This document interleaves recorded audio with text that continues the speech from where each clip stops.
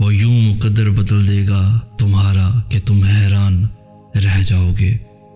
اس کی قدرتوں کے جلوے دیکھ کر تم دنگ رہ جاؤ گے۔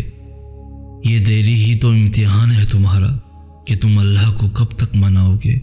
اللہ تو تمہارے یقین کی یہ انتہا دیکھ کر خوش ہوتا ہے، تو پھر سوچو اسے کیسا لگے گا جب تم اس سے مایوس ہو جاؤ گے۔ وہ تو انہیں بھی دیتا ہے جو اس کے در کا کبھی رخ ہی نہیں کرتے، تو پھر وہ تمہیں خالی ہاتھ کیسے چھوڑے گا جب تم اس کے سامنے گر گراؤ گے۔ وہ فرماتا ہے تم ایک چیز کے گم ہو جانے پر تڑپ رہے ہو، رو رہے ہو، میں قادر ہوں ہر شے پہ، میں تو سب کو واپس لا سکتا ہوں۔ وہ فرماتا ہے جب ایمان والے مجھے شدت صبر کی انتہا کو پہنچ کر پکارتے ہیں، تب میں انہیں ہر گھٹن سے آزاد کر کے ان کے دلوں کو ٹھنڈا کر دیتا ہوں۔ وہ فرماتا ہے سب کو چھوڑ کر اندھا اعتبار کر لو مجھ پر، یقین کرو میں اپنے وعدوں کا بڑا سچا ہوں۔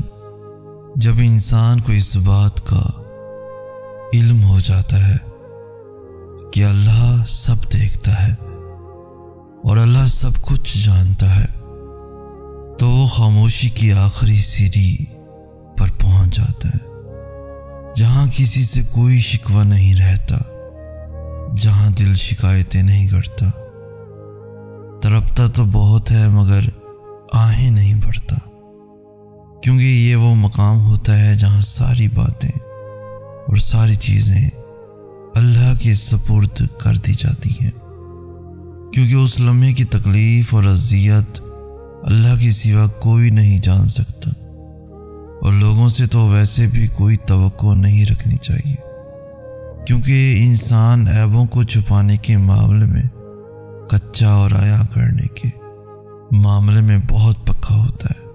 یہ بس اللہ ہی ہے جو پردہ رکھتا ہے۔ شکر کیا کریں کہ انسان خدا نہیں ہے، ورنہ نہ یہ کائنات رہتی اور نہ ہی کوئی انسان۔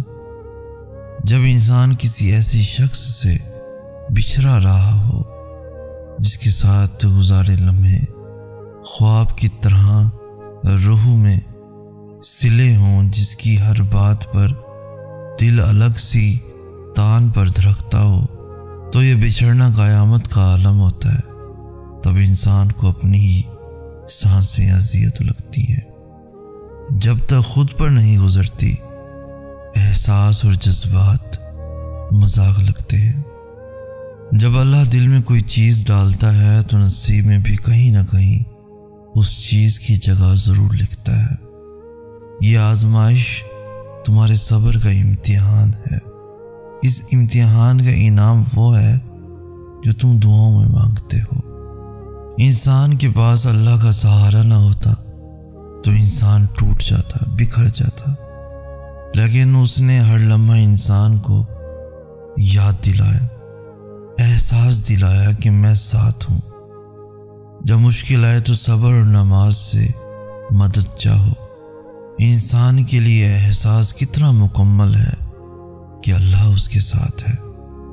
ڈرو مت، کچھ بھی نہیں ہوگا۔ کسی سے ڈر رہے ہو؟ کس سے ڈر رہے ہو؟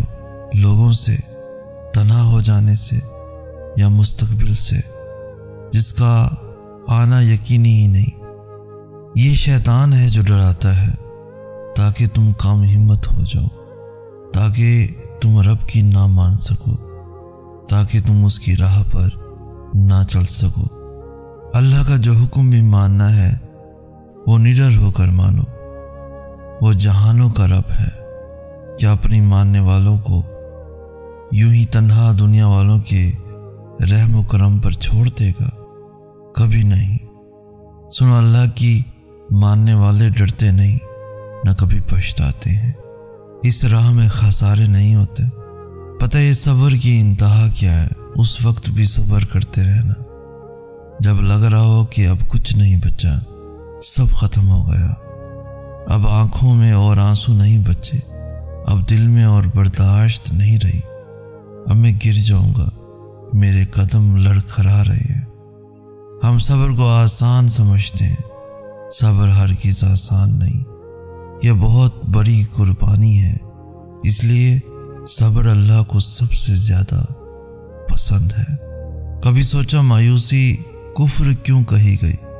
اس کا مطلب ہے کہ اس رب کی رحمت اور کرم اتنا وسیع ہے کہ مایوسی اس کے بعد بس گناہ ہی ہو سکتی ہے۔ وہ اتنا مہربان ہے کہ مایوسی اس کے کرم سے انکار جیسی ہے۔ اور پھر اس نے تمہیں بنایا ہے، کیا وہ نہیں جانتا کہ تم کیا کچھ سہ رہے ہو؟ تم کچھ بناؤ تو اس کی کمزوری اور طاقت سے واقف ہوتے ہو، تو وہ ہر چیز کا علم رکھنے والا ہے۔ وہ جانتا ہے تمہاری کوشش کو، تو پھر پریشان ہونا چھوڑ دو، وہ سب سنبھال لے گا۔ اگر اللہ نے تمہارے دل میں کچھ ڈالا ہے اور تمہیں دعا مانگنے کی توفیق دی ہے تو یقین رکھو نصیب میں بھی وہی ڈالے گا۔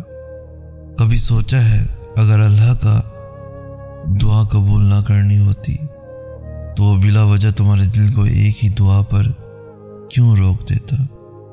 اگر قبول نہ ہونی ہوتی تو اللہ تمہارا دل بدل بھی تو سکتا تھا۔ اللہ نے پسندیدگی دل میں پیدا کی ہے تو وہی ملانے کا سبب بھی ضرور بنائے گا انشاءاللہ۔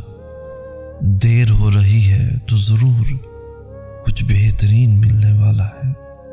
اگر کر رہے ہو صبر تو ضرور اس کا اجر ملنے والا ہے۔ ہو کر مایوس تم اگر پھر سے جینے میں آئے ہو تو ضرور تمہیں اس کا سہارا ملنے والا ہے۔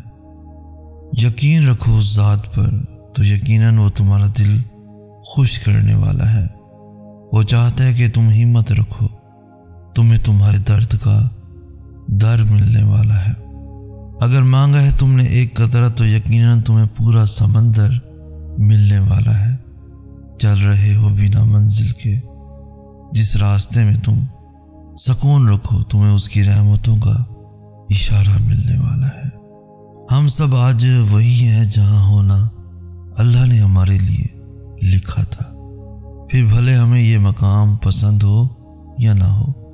ہمیں بس یہ یقین رکھنا ہے کہ پہلی سانس سے لے کر اس سانس تک سب کچھ اللہ کی رضا سے ہوا ہے، اور اس سب کے ہونے کے پیچھے بھی ساری مصلحتیں ہیں جن میں سے کچھ اس آزمائش کے بعد ہم پہ کھول دی جائیں گی اور کچھ قیامت تک راز ہی رہیں گی۔ کیوں اور کیسے یہ صرف اللہ جانتا ہے۔ وہ کن ذریعوں سے اور کن طریقوں سے کام کرتا ہے یہ ہم کبھی بھی نہیں جان سکتے، تبھی تو ہمیں یقین رکھنے کا حکم دیا گیا۔ ہمیں اللہ نظر نہیں آتا، لیکن ہم سب پھر بھی اس کے ہونے کی گواہی دیتے ہیں، اس کے موجود ہونے کی تسبیح کرتے ہیں کیونکہ ہم اس سے پیار کرتے ہیں، اور اس کے ہونے پر یقین رکھنے سے وہ ہمیں ہر جگہ نظر آنے لگتا ہے۔